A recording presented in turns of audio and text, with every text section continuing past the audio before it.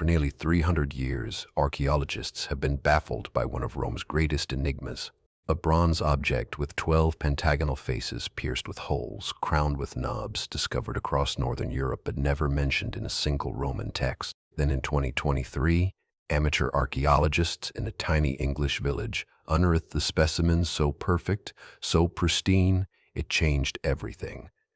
And what scientists discovered wasn't just unexpected, it was impossible. The object that history forgot. June 2023, Norton Disney, Lincolnshire, a quiet English village with a population barely over 200, a group of local volunteers conducting their final dig before summer ended. Richard Parker, secretary of the Norton Disney History and Archaeology Group, was overseeing the excavation when someone shouted from Trench 4. "At first I was making the tea," Parker later recalled. "Then I heard these cries from the trench and went running across." What emerged from the earth that day would send shock waves through the archaeological community. A 12-sided bronze object, each face a perfect pentagon, each corner topped with a spherical knob 8 centimeters across, weighing 245 g. And here's what made everyone stop cold. It was flawless. No damage, no wear, no scratches. After 1,700 years buried in English soil, it looked like it had been cast yesterday. "Oh my goodness me! You found a dodecahedron," Parker exclaimed. "I've only read about those. I've never seen one." But this wasn't just any dodecahedron. This was the 33rd specimen ever found in Britain, the first discovered in the Midlands and one of the largest ever recovered. Unlike the fragments and damaged pieces that littered museum basements across Europe, this one was complete, perfect, deliberate, and that perfection would soon reveal a truth that challenges everything we thought we knew about Roman Britain. Here's the thing about ancient Rome. They documented everything. Military tactics, tax records, recipes, even bathroom graffiti. The Romans were obsessed with cataloging their world with meticulous precision. Yet not once, not in any surviving text, relief, mosaic, or fresco does Rome mention this object. Think about that for a moment. We have detailed accounts of everyday Roman tools. We know how they made bread, forged swords, built aqueducts. We have written instructions for everything from winemaking to warfare. But the dodecahedron completes silent. Even more disturbing, over 130 of these objects have been found across Europe. That's not a rarity. That's mass production. But every single one was discovered in the outer provinces, Britain, Gaul, Germania, the Rhine Basin. Not one has ever been recovered from Rome itself. Not one from Italy. Not one from the Mediterranean heartland.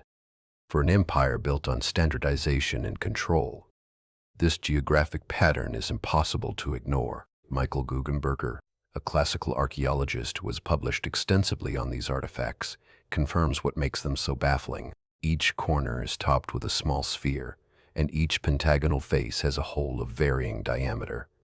The dodecahedrons range from 1.66 to 3.9 in tall and weigh 1 to 20 O's with exceptionally thin walls. No writing has been found on any dodecahedron. No inscriptions, no maker marks, no numbers, nothing. Someone didn't just forget to document these objects. Someone actively erased them from history. For nearly 3 centuries, scholars have proposed over 50 different theories. Candlestick holders, no wax residue except in 1 or 2 specimens. Military rangefinders. The holes vary wildly. No calibration, no consistency. Not a single dodecahedron was found near military equipment. The knitting gauge theory gained massive traction online. YouTubers demonstrated how varying hole sizes could help craft different gloves. Sounds reasonable, right? Except Roman knitting didn't require circular gauges, and the metallurgy needed to cast these precise bronze objects far exceeds anything required for making mittens. No wool fibers have ever been found inside them. Not one strand. Some suggested they were dice for gaming, but they lack any markings, numbers, or symbols that would indicate value. Others proposed they were tools for measuring distances on battlefields. But archaeologist Richard Parker examined the Norton Disney specimen and noted something crucial. They are not of a standard size, so will not be measuring devices. They don't show signs of wear, so they are not a tool. Here's what made experts truly uncomfortable. These objects required extraordinary skill to create. The Roman Dodecahedron contained 75% copper, 7% tin, and 18% lead. That much lead makes the alloy sticky and brittle, extremely difficult to cast. A huge amount of time, energy, and skill was taken to create our dodecahedron, the Norton Disney Group noted, so it was not used for mundane purposes, especially when alternative materials are available that would achieve the same purpose. Someone invested massive resources creating objects that weren't tools, weren't weapons, weren't practical devices, objects that show no signs of everyday use, objects that were then deliberately buried in sacred spaces. Why? The breakthrough came not from examining function but distribution, and the pattern was disturbing. Roman dodecahedra appear almost exclusively along the empire's western frontier, territories that were culturally Roman on the surface but spiritually Celtic beneath. These were the exact regions where Rome struggled most to erase pre-Roman traditions. The discovery sites tell their own story. Burial grounds, river crossings, settlement boundaries, hilltops. In ancient Celtic belief systems, these were liminal spaces, thresholds between worlds. Rivers marked borders between the living and the dead. Hills connected earth to sky. These aren't random locations where Romans casually dropped tools. These are places where rituals happened. One dodecahedron was found in a woman's grave in Krefeld, Gallup, Germany, in 1966, positioned next to a deteriorated bone artifact that may have been a staff or handle. The implication: this wasn't a tool, it was a scepter, a religious implement.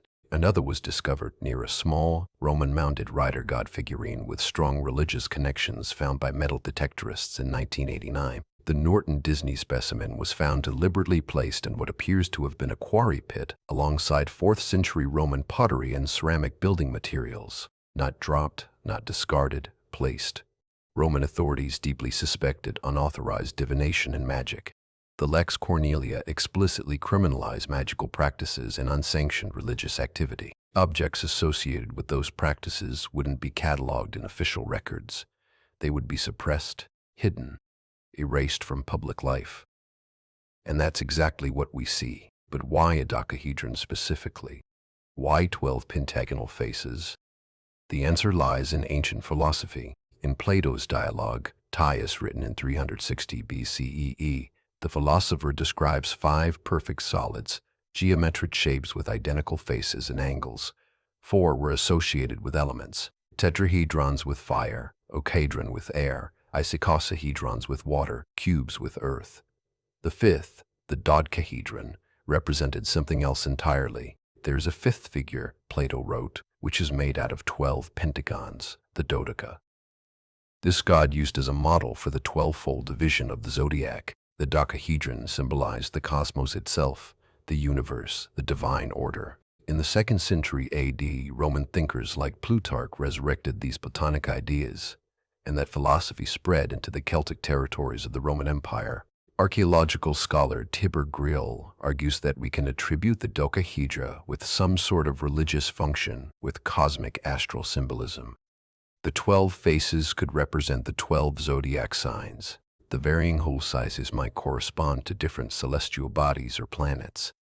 The knobs could be markers for seasonal calculations or ritual alignments. Brill discovered references in the 6th century manuscript, the Sortes Sentences preserved in Switzerland's Abbey of St. Line, Gaul, that described 12-sided objects used in Roman divination practices called sortes, methods of predicting future events.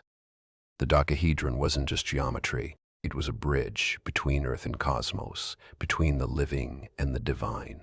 When the Norton Disney dodecahedron underwent analysis by archaeometallurgist Jerry McDonald, the results confirmed what researchers had long suspected. This wasn't a Roman invention at all. The alloy composition, particularly the unusually high lead content, matched Gallo-Roman metallurgy rather than classical Roman technique. This suggested that dodecahedron was a product of cultural fusion, Celtic spiritual practices, meeting Roman metalwork expertise. But here's where it gets truly mysterious. The object was found in situ in its original placement, something extremely rare for dodeca. Most were discovered by metal detectorists in isolation, ripped from context centuries after burial. The Norton Disney team returned to the site in 2024 to excavate further.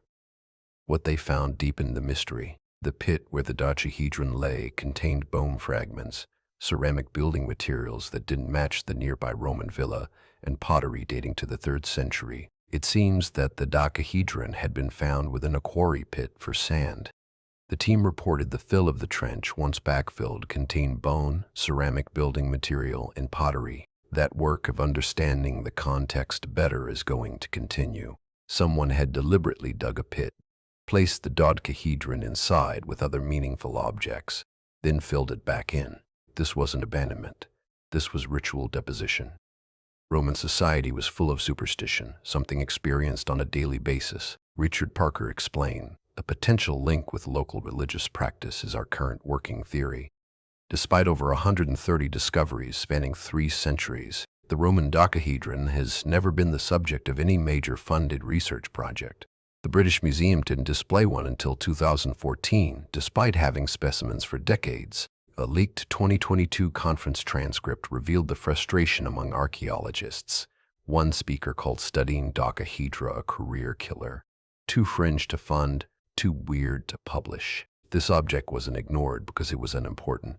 It was ignored because it threatened how we understand ancient Europe. It suggests that beneath Rome's veneer of control and documentation existed a parallel spiritual world, a world of Celtic practices, divination, and cosmic symbolism that Rome couldn't suppress and wouldn't acknowledge. The Dodecahedron represents cultural resistance, disguised as geometry. Sacred knowledge hidden in plain sight, a religious practice so embedded in local life that even Rome's mighty documentation machine couldn't erase it, though they certainly tried.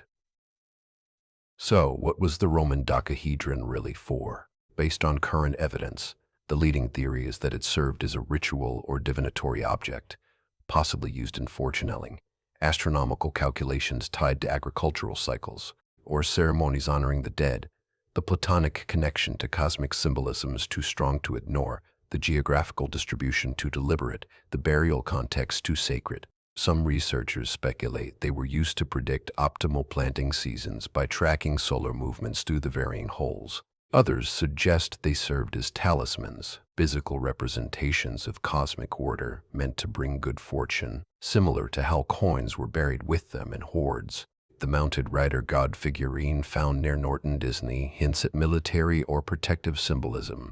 Perhaps Roman soldiers in these frontier territories adopted local practices using dodecahedra as good luck charms or protective amulets. One theory that still generates controversy. What if they were communication devices, not with the gods but with the dead?